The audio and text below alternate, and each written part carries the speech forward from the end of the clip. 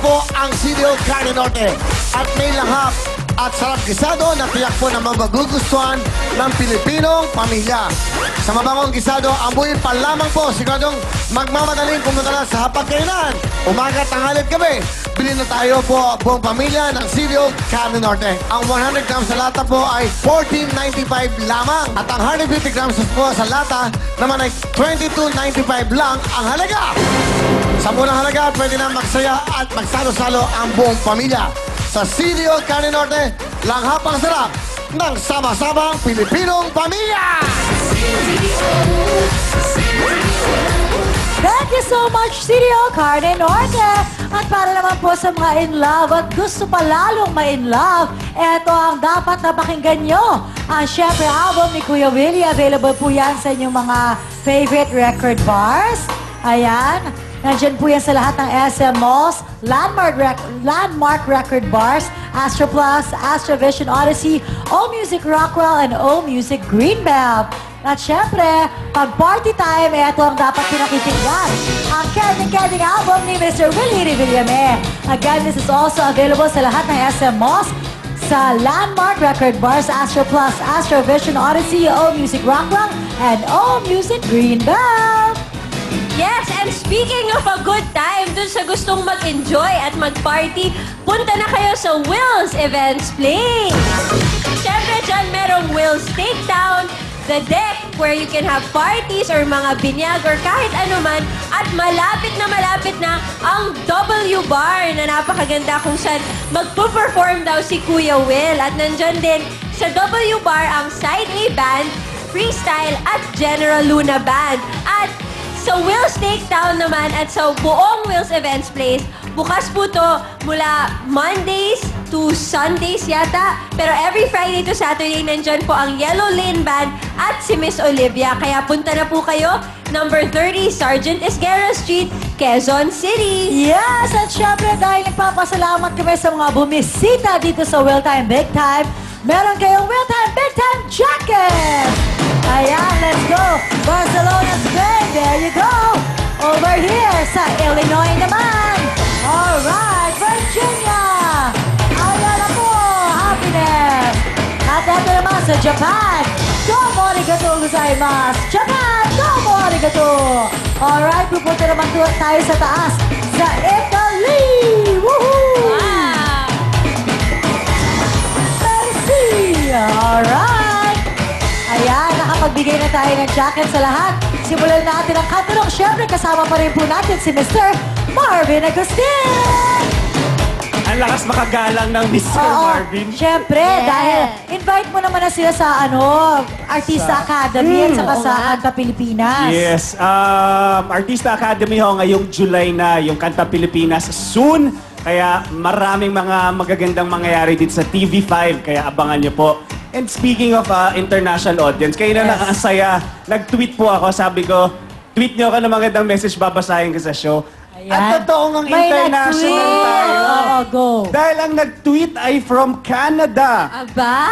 At sabi Siya si Joy at ang message, alam mo, napakaganda. Hello, Canada! Ang sabi niya, Marvin, you're so handsome. Akadol! Thank you, Joy! Aww. Kaya naman ikaw ang napili ko ngayon. Napakasarap ng message mo. Pero sabi niya rin, hindi lang yun, nagjo-joke lang ako. She's a big fan daw of Will Time Big Time. Joy from Canada. Sa buong mundo po talaga tayo napapanood.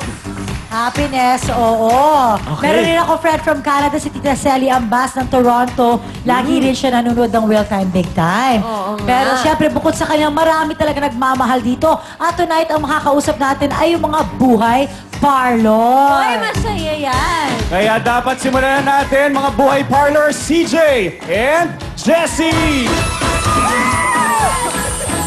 Woo! CJ, bumati ka na! Binabati ko...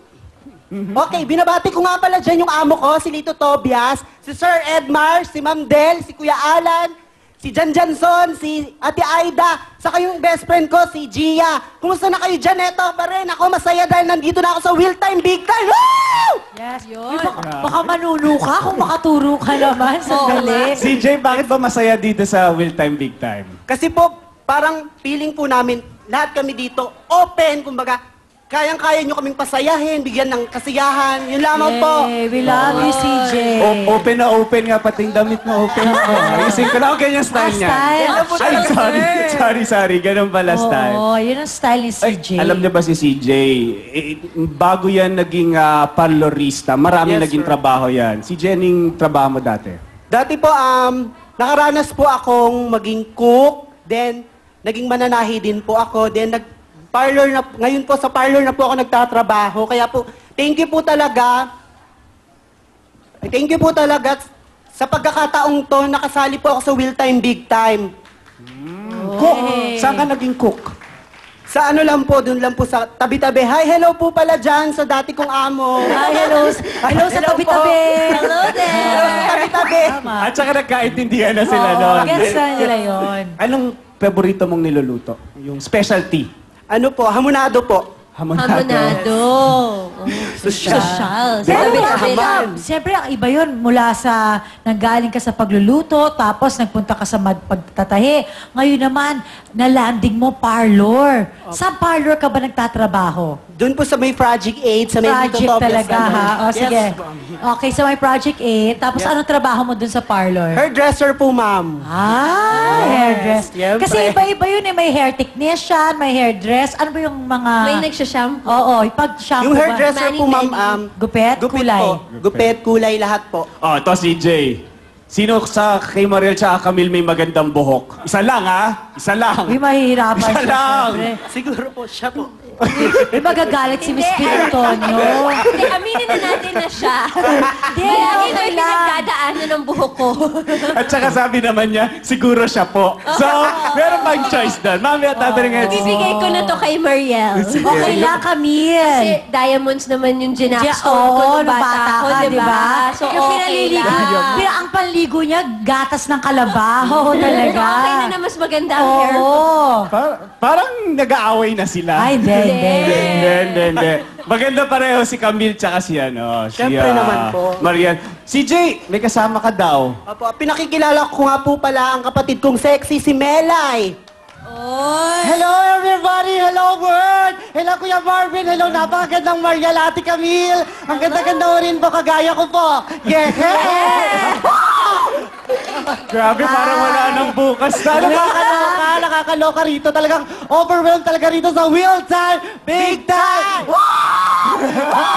Sandali lang, Melay. Magkapatid talaga kayo ni CJ? Opo, magkapatid po kami, hindi lang po halata.